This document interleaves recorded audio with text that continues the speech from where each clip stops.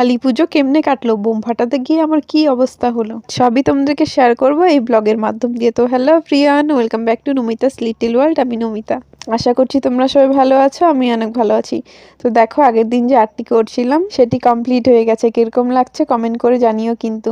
তো তারপরে দেখো, এখানে ভাই নিয়ে এসেছে লঙ্কা বোমগুলি ভাই আমাকে দিয়েছে খোলার জন্য। তো দেখো, আমি ওকে খুলে দিচ্ছিলাম আর আমার সাথে কালুও বসেছিল।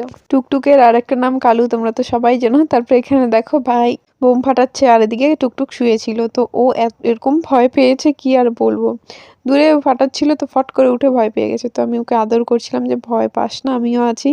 কিন্তু ও এখানে আর থাকবে না, কারণ বোম ফাটানো হচ্ছে, তাই দেখো পালিয়ে গেছে। আর এখানে দেখো কুত্তাটাকে, মানে আমার ভাই, ওকে আমার পায়ের সামনে বোমকুটটা ছেড়ে দিয়ে গেছে। আমি তো পুরো ভয়ই পেয়ে গেছিলাম। তারপরে দেখো, আজকে বানিয়েছিল মা মাটন। তো আমি ভাতটাকে ভেজে নিয়েছিলাম। আমার মাংস দিয়ে ভাত, নর্মাল ভাত খেতে একদমই ভালো লাগে না।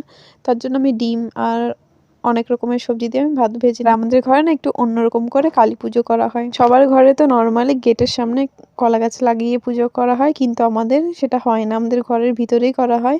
আর এখানে প্রসাদও দেওয়া হয়।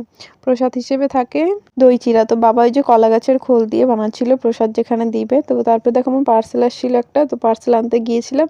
আর সন্ধ্যা শুরু হলো, তো এখন থেকে বোম ফাটানি শুরু আমাদের। তো এখানে ভাই চরকি বোম ফাটাচ্ছিল। আমার তো বোম ফাটাতে ভীষণ ভয় লাগে, তাও আমি ফাটাই একটা দুটো। তারপর আমাদের একটা ফ্রেন্ড আসছিল, তো ওকে নিয়ে যাচ্ছি আমরা এখন মাঠের মধ্যে বোম ফাটানোর জন্য। বোম আমরা ঘরেও ফাটাই, কিন্তু যেহেতু মানে আকাশ প্রদীপ ছাড়বো, তো ঘরের আশেপাশে অনেকগুলো গাছ আছে আমাদের। তার জন্য আমি, দিদি আর আমার ফ্রেন্ড ভাই সবাই মিলে গিয়েছিলাম আকাশ প্রদীপ ছাড়ার জন্য মাঠের মধ্যে। দেখো কি সুন্দর লাগছে, তাই না? কিন্তু আমরা ভাবছিলাম আকাশ প্রদীপটা হয়তো উড়বেই না, কারণ অনেকক্ষণ ধরে রেখেছিলাম, আমরা ফটো তুলছিলাম। তো দেখো, কিন্তু ফাইনালি উড়ে গেছে। ছোটবেলা থেকে আমরা অনেক মজা করে কালী পুজো করি। বাবার অনেক বন্ধুরা আসে, তো আমরা সবাই মিলে বোম ফাটাই, অনেক ভালো লাগে। তো এখানে দেখো, আমি তারাবাতি ফুটাচ্ছিলাম, কারণ আমার অন্য বোমগুলো ফাটাতে ভীষণ ভয় লাগে। তো এখানে আমি তারাবাতি ফুটাচ্ছিলাম অনেকগুলো মিলে, যাতে ফটোটা সুন্দর আসে। তো আমার সাথে সাথে আমার দিদিও এসে গেছে। তারাবাতি নিয়ে এখন দুজনে সুন্দর করে ফটো তুলবো। সেদিন কিন্তু অনেকগুলো ফটো তুলছিলাম। তারপর এখানে দেখো, দিদি আরো বোম ফাটাচ্ছিল কলা গাছ। বোম ফাটাতে আমি পারি, কিন্তু আমার ভীষণ ভয় লাগে, যেহেতু মানে বছরে একবার ফাটাই, তাই মানে ভয়টা থাকেই ভিতরে যে কিছু হয়ে গেলে। তো তারপর এখানে দেখো, দিদি কলা গাছ ফাটাচ্ছিল আর আমাকে দিয়েছে রকেট বোম ফাটানোর জন্য। আর আমি এই বোমটা ফাটাতে গিয়ে এত ভয় পেয়েছি কি আর বলবো তোমাদেরকে। একে তো লাইটার দিয়ে একটু আগুনটা লাগিয়েছিলাম, যেই আগুনটা ধরেছে এত জোরে চিল্লিয়েছি কি বলবো, সবাই ভয় পেয়ে গেছিল।